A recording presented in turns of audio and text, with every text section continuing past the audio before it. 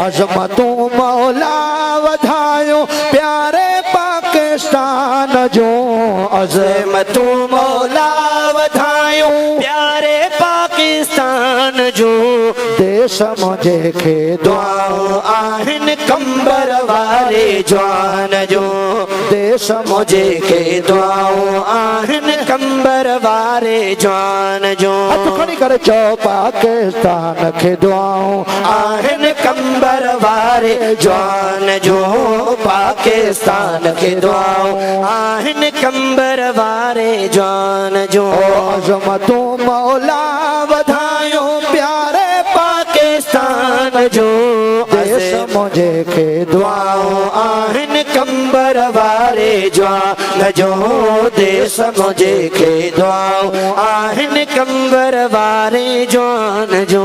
ओ सारी दुनिया में सदा ही मुल्क जिंदाबाद आ। सारी दुनिया में सदा ही मुल्क जिंदाबाद ही वतन क़यामत ताईं रहणो सदा आबाद आ। ही वतन क़यामत ताईं रहणो सदा आबाद आ। ही मुझे बरकतूं आहिनि मुझे मुर्शिद संधे ऐलान जो।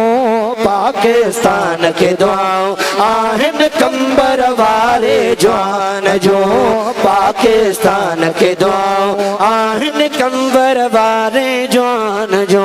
पंहिंजे मुर्शिद जे बच्चे जी हुकूमत हाज़िर थिया। पंहिंजे मुर्शिद जे बच्चे जे हुकूमत हाज़िर थिया।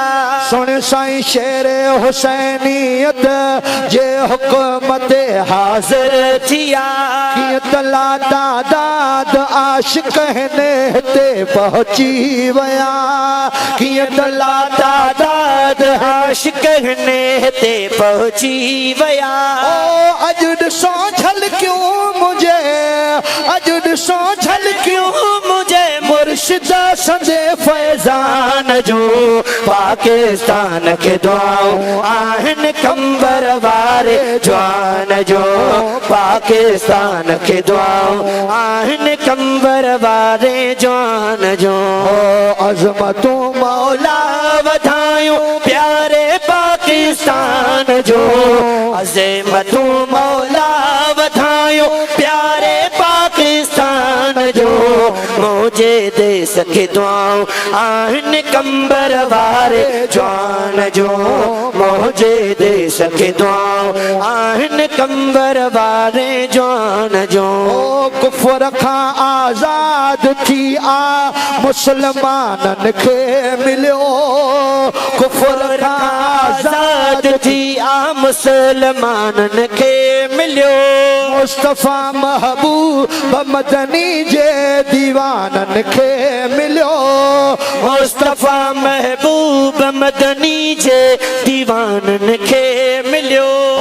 मां कहिड़ियूं ॻाल्हियूं कयां अल्लाह जे एहसान जो। पाकिस्तान खे दुआऊं आहिनि कंबर वारे जवान। हथ खणी करे चओ पाकिस्तान खे दुआऊं आहिनि कंबर वारे जवान जो। पाकिस्तान खे दुआऊं आहिनि कंबर वारे जवान जो। जंहिं वतन में कंबर वारे पीर जो अॼु क़याम आ। उन वतन खे आलम इस्लाम जो सलाम आ। उन वतन खे आलम इस्लाम जो सलाम आ। उन वतन खे सारी दुनिया जो अॼु सलाम आ।